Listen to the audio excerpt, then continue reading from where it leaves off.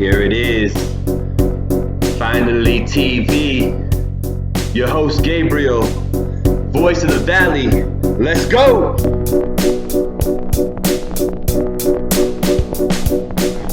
Tune in, subscribe, YouTube, let's get it. Finally TV, hello party people, here we are once again with another episode of Voice of the Valley. And remember, don't just dream, inspire, don't just imagine, create, and just don't believe, achieve. That's the way it goes down every time right here on Finally TV. And today, episode 10, season 2, I got something special for you. DRAWZILLA. Say what's up, my man. What's good? Chilling, man. How you doing? Good, man. Good.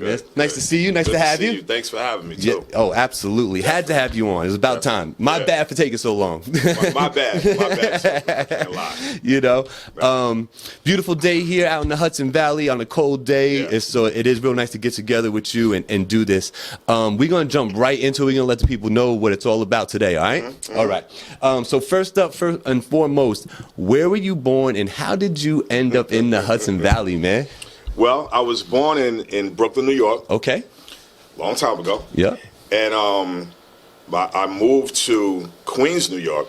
Okay. Rochdale Village. Okay. My dad has been working for IBM for, probably like 40 years. Oh, okay.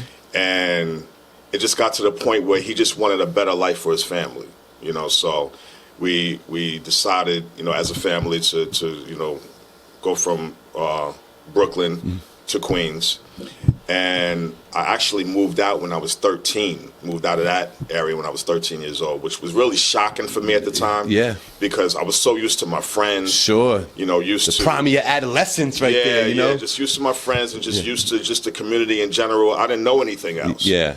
So I'll never forget this. All of a sudden, I just found myself, me and my sister, who's 2 years younger than me, just driving up the Taconic Parkway and seeing all the mountains and everything. And I'm looking around, I'm like, where are we going? Yeah. Like I had no idea. That was the first time that I would, ever even came up here. Gotcha. So, finally when we got here, we settled in. I actually like the area a lot. Mm-hmm. Yeah. So, yeah. And when you settled down, did you settle right in Poughkeepsie? No, we first settled in Wappingers. Oh, okay. Yeah, Hey. we was kind of bouncing around a little bit because my parents didn't really have a solid home yet. They were kind of looking, but he was transferred from IBM up here, so there was a lot of work for him. Gotcha, You know what I mean? So yeah. And not to pry too much, Right. that's something else that we have in common because my mom was a longtime IBMer up in the East Fishkill plant. Wow. You know? Right. So another thing we have in common that we didn't even know. Right. You know? There you go. So let's talk a little bit about the name real quick. Right. Because, you might have heard me say I've known him for a while. Right. We've rubbed shoulders. Right. I mean, days of years. Record City, Right. shout out Monster. Yeah. I think Monster was the actual connection that why we knew each other. Right. So shout out Monster.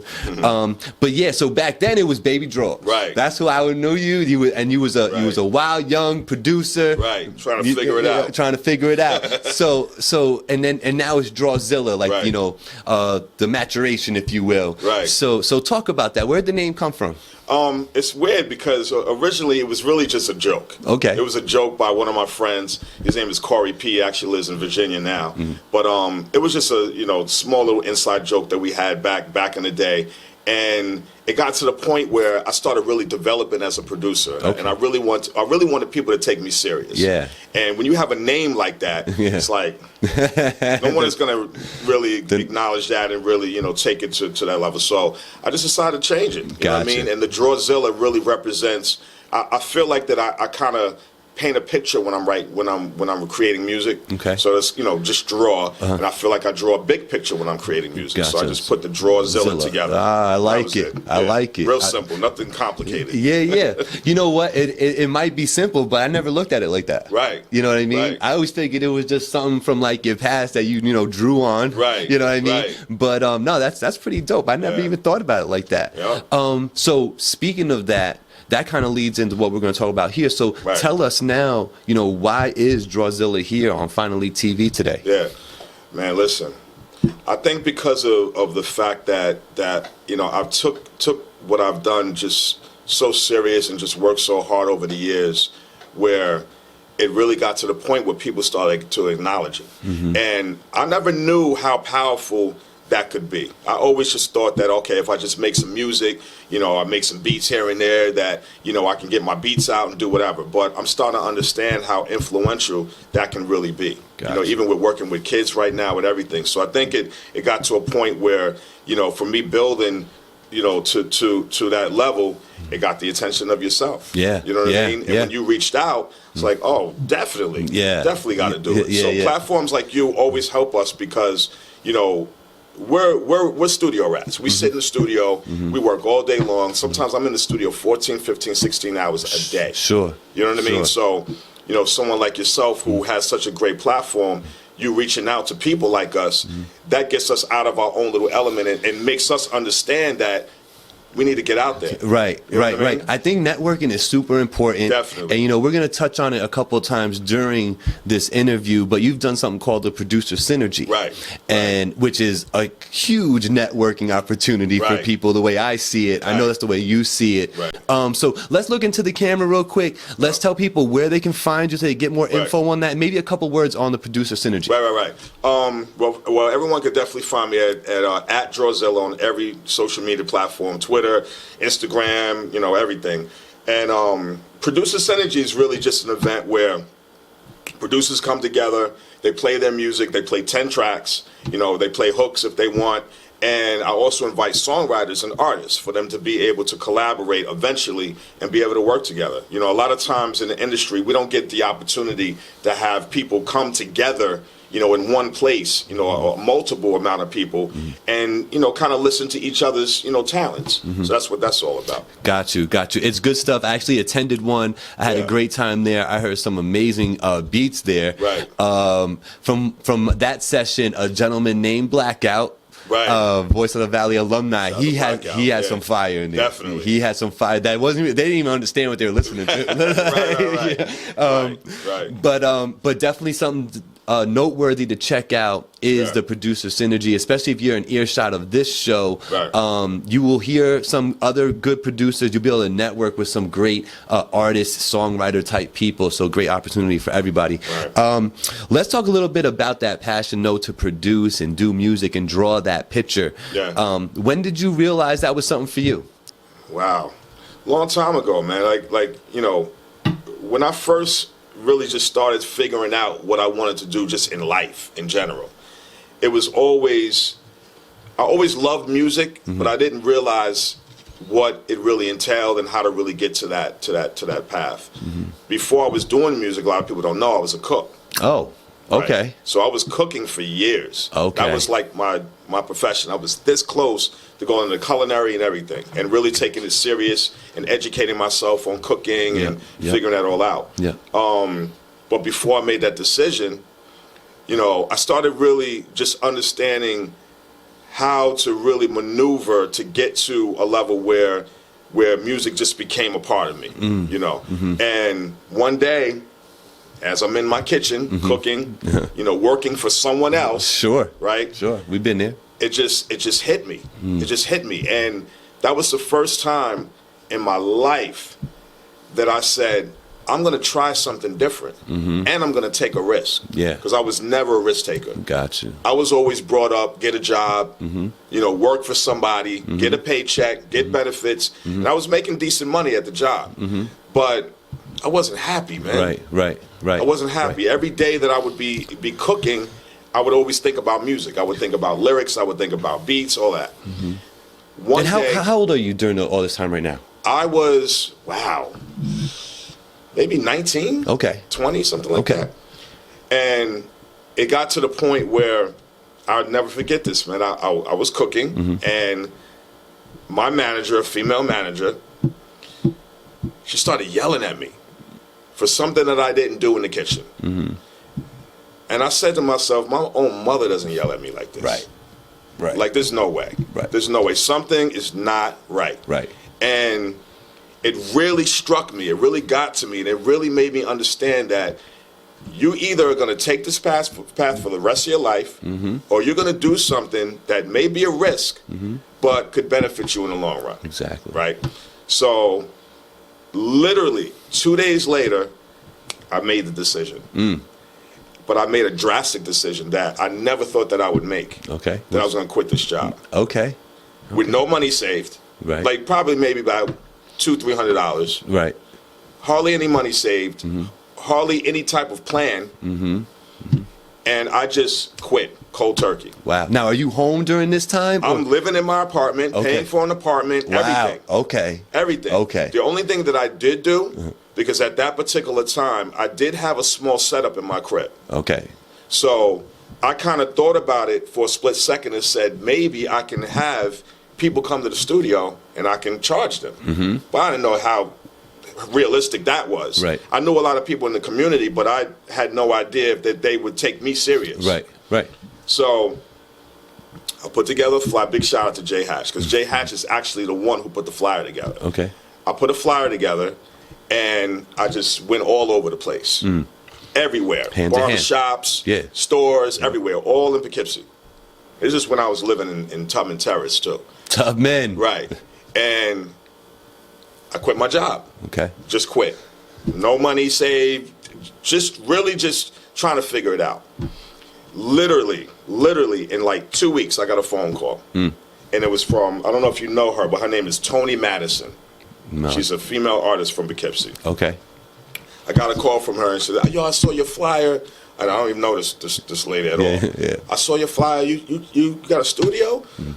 I'm shaking. I'm like, yeah, I got a studio. I charge $30 an hour. I don't want to come and record. That was my first client. Wow. Yeah. Wow. Forever grateful. Yeah. Right. She's still around? She's still around. Nice. She's still around. Very nice. Shout out Toni Madison. Toni Madison, yeah. That's good, baby. Definitely.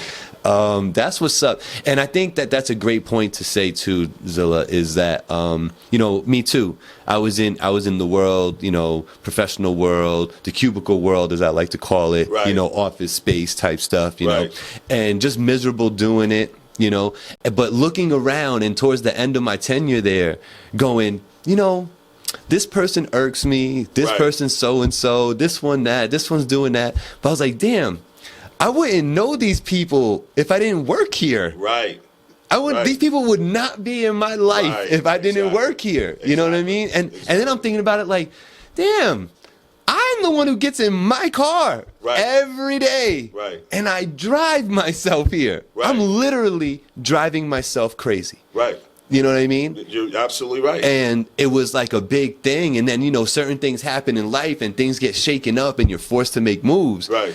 And when I landed on my feet, I was like, never again. Yeah. You know what I mean? Yeah. I'm not doing that again. Yeah, it's a lesson learned. You know what I mean? I'm not doing, 14, 15 years of your life. And you're just, what I mean? Like you said, it's good money. And, great money. You know what I mean? But I'm so much happier now. Absolutely. You know what I mean?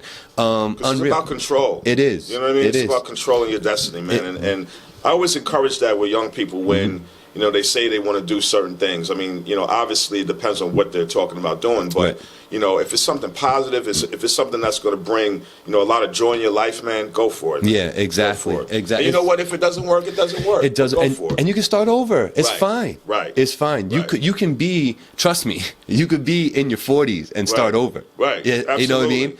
Because Absolutely. when you're 50, you're going to go, damn, if I had done that when I was 40, I'd be good now. Right. You know what I mean? Exactly. So if you plan on living, it's never too late to start over and get happy. So I agree with that. Good stuff. Yeah. So let's talk a little bit about, how long you've been pursuing this now. So back when you was 19, 20, getting into it, spending some time doing this stuff. Right. How long have you been going at it now professionally, would you say? Would you say it was Toni Madison that day you considered yourself a professional and go? Yeah. I would say that. Yeah. I would definitely say that. I mean, it's definitely been a minute. And what's interesting, man, like there's no time limit.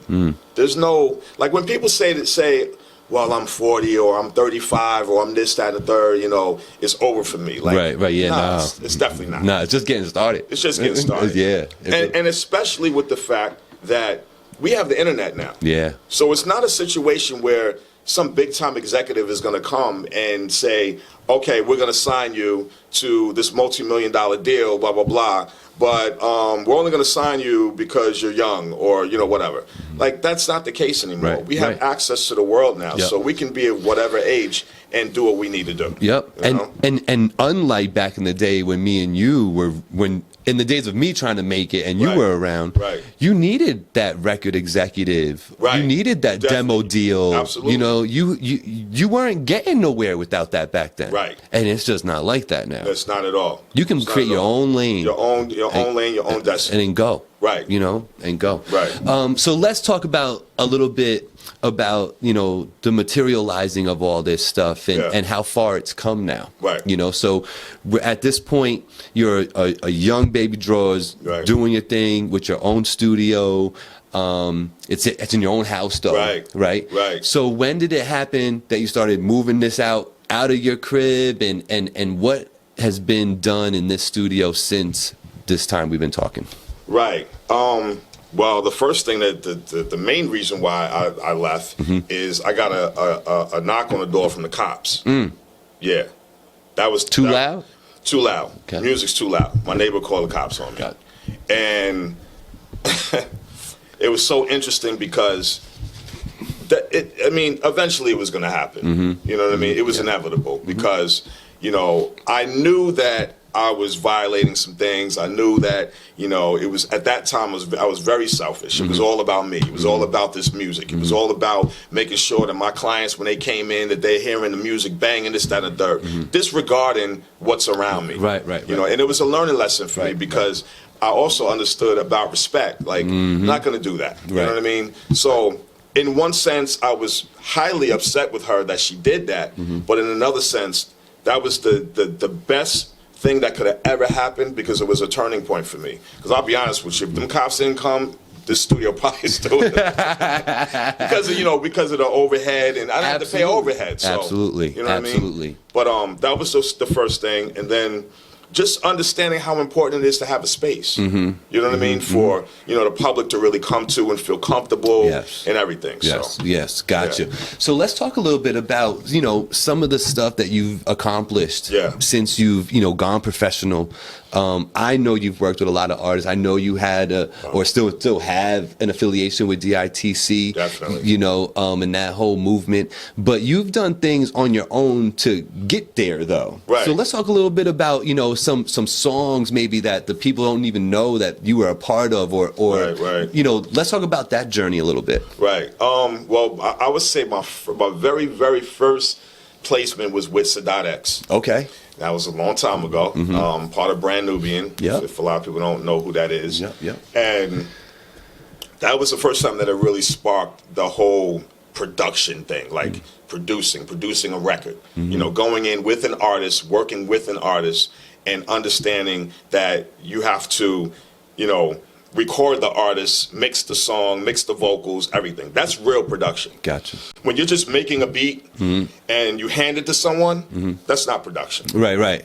At that point, you're just a beat maker. You're a beat maker. But Sadat X, OC, AG, those were the first three that was really the first experience of me doing that. And I don't know, it just really just got to the point where I understood how important it was to work with artists. Gotcha. You know what I mean? And then one of the big records that a lot of people probably don't know is I did Unconditionally for Chrisette Michele. Oh, okay. Yeah, gotcha. It has Tech from Smith & Wesson and Freeway on the record. Yep. I know the record. Right. We're gonna play a little bit of that right now. If I'm not mistaken, there's something on YouTube for that. Is there? Right. There is, right? There's a video definitely. for that. Yeah. Well, it's not a music video, but it's definitely an audio video, and actually a dance team. Yeah. Put together. Right. We're gonna roll that right now. DRAWZILLA. Your boy Philly free, all about the Benjamins. Cash money, yeah, I get dough when I spend it. Came a long way from moving O's into renting. Now I make cheese, travel overseas with your women friends. Yeah, I get it in. When they mention him, they say free loss of real life like the videos. Women never tell me no. They always let me in, I'm who they wishing for. And my love unconditional. You know how I get it and you love how I give it. Anything in life you want from me, you can get it. Your tears and your fears go away when I kiss it. One pie turns into two when I whip it. His and her V-class diamond shining, all courtesy of rhyming, grinding. Your girlfriends grinning cause they know what I'm speaking about. Got them all confused cause both our beers sticking out. Smoke. Keep giving like there's no tomorrow. Got whatever you need, shit, I'm giving my all. It'll hurt, but I'm turning my cheek. When you blow, I still give you all of me. I see something in you, it's so deep, and I won't let go until you see it. For as long as you will leave, all my love and I will be. That's what's up. So coming back from that and talking about some other stuff, you know, you named 3 legendary artists, like, like from the 90s that I know about, you know. My guys to this day. Yeah, you know what I mean? And incidentally, or coincidentally, DLP was just on recently. We were doing his No Fast Forward review. Shout to DLP. Yeah, he has Sadat X on that. That's what's up. Yeah. That's what's up. Yep. He actually has Grand Poobah on it too. Wow. So he was short of just Lord Jamar. Right. Of not having brand new. It's crazy because all of those guys I actually met at Vance Wright Studio.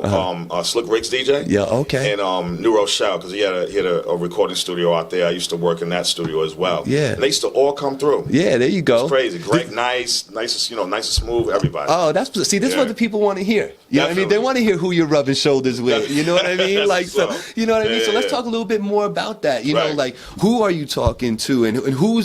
If I take your phone from you right now and start going through your contact list, who's in there? What you got going on? Oh, wow. What you got going on? Let's see. Capone. Oh, okay.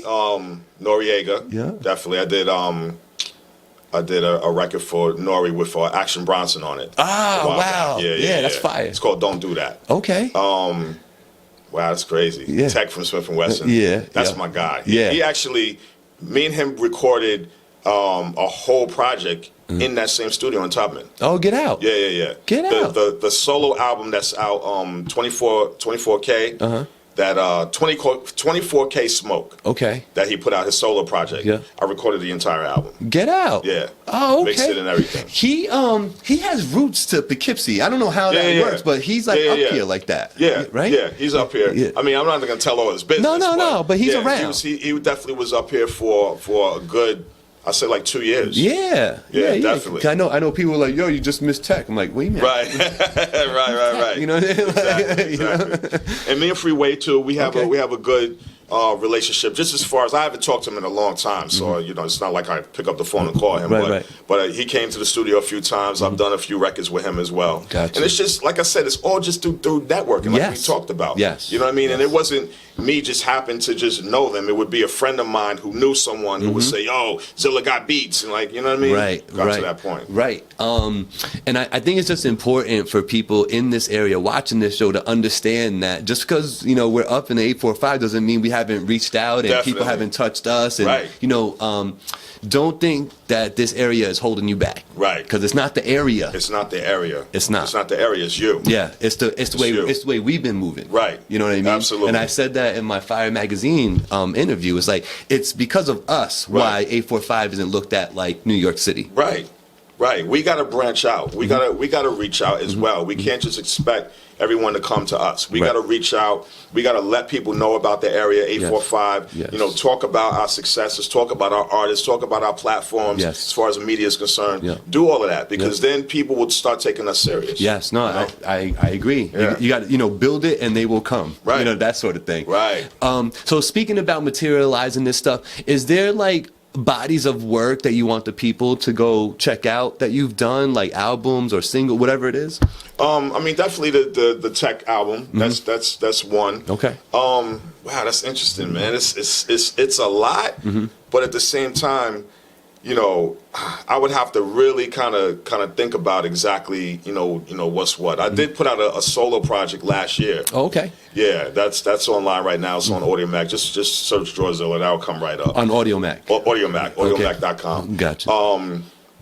But yeah, that's a hard question. Man. Yeah. There's a lot of content. I was going through my catalog about 3 weeks ago, maybe 4 weeks ago, and I'm looking at all these songs. I'm like, oh my goodness, like just just imagine, like, Yeah. recording for so long. Yeah. It just gets to a point where you just have so much material. Yeah. You know what I mean? And in case it was missed by the watchers out there, Yeah. this is what you do full time, right? Full time. This is just you're a studio time. engineer now, Right. And you also Right. produce, Right. Right. Absolutely. That's the right way to say what you do, Definitely. right? Definitely. 'Cause people they get that confused.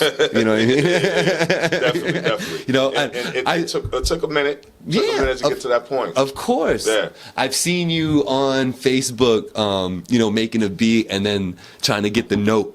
And I've Right. seen you singing into microphones trying to Right. get the note right, Right, you know? right. I just think it's dope, man. So the idea out there, party people, is that if you are an artist out there, or if you're an artist who has your beats done, but now you need it recorded and mixed and engineered and made to sound like a superstar, Right. Drumline Studios. Studios, yeah. You know, that's where you can find this Definitely. man. So a man that's worked with legends in the hip hop world and R&B world can work on your album. Definitely. And he's up the street from you. You know, Right, what I mean? right. You know what I mean? Like Right, I think they're missing that. Right. They don't understand that. It's crazy that you mentioned about the live that I did recently. Someone else had hit me up about that, and they said, yo, I didn't know you sang, and I didn't know you did this and that. Listen, man. One thing that I gotta tell everybody is that it doesn't matter how well or how great you think you are as far as your talent or whatever. The most important thing is to love what you do. Right. Because here's the thing. I don't consider myself a singer. Right. So what you saw when I was doing all of that, I was trying some stuff out. Yeah. I didn't know what I was doing. Right. I didn't turn the microphone on or turn the camera on and say, all right, I know exactly what I'm doing. Right. You know what I mean? Right. It's all Right. trial and error. Yes. So Yes. as long as you're having fun with it, and as long as you don't have fear, and you're not scared to showcase that, just do what you love to do, man. And then the people will figure it out. The people will say, "Yo, I like what he's doing. I like what she's doing." Exactly. You know? Yeah, no, I couldn't agree more. Right. I mean, FinallyTV kind of fits that mold and Right. everything you just said. Right. You know, so Right. honestly, I'm with you on that 100%. You know, a lot of the things we do in life aren't done just because we woke up, we felt like doing it. Right. You know, we get inspired. Right. You know. Definitely. So who would you point at to say where your inspiration may have came from early on to do what you're doing today? Well, I'll be honest. Like the very first day, and just that total inspiration and just understanding music, DITC. Okay. No question. Okay. No question. I got a call from Showbiz from DITC. He's the co-founder. Him and Diamond D is the co-founder of Digging in the Crates. Yeah. And he heard some music that I did for AG. Okay. So I got the call, and I'm excited. I'm like, Of course. why is he calling me? Right, right. Little on me. And he said, yo, I want you to come to the studio. I want you to play some beats for this album I'm putting together. Like, really? Okay. Went there, played him a bunch of joints. Literally 2 days later, he's like, yo, I got a check for you. Come back down. I got you. Wow. And one of the records was with Party Artie. Oh, okay. Rest in peace. Yeah, rest in peace, Party Artie. Yeah. That was one of the first records that I did with that whole situation on the album. The album's called The Movement. Okay. So if you go to DITC The Movement, I did 3 records on there. Joel Ortiz is on that album. Okay. Bunch of people. Yeah, that's what's up. That's definitely my inspiration because, you know, at that particular time was definitely my turning point. I had just quit my job. I really didn't know exactly where I was, you know, really going. I might have had the studio maybe about a year or two, but I got that call, and it changed my life because then I understood that, wow, I can really be successful doing this by not only working with great people but also making some money. Right. You know. So. Right. And a quick little side note is, with making beats and everything, right. You know, I've made beats before. I have an MPC 2000 XL, right? Inspired by the one and only Monster. We both know Monster, right? For me, inspired by Paul Nice. There you go. Yeah, Right. Him too. Right. You know, he'll say the same thing. Right.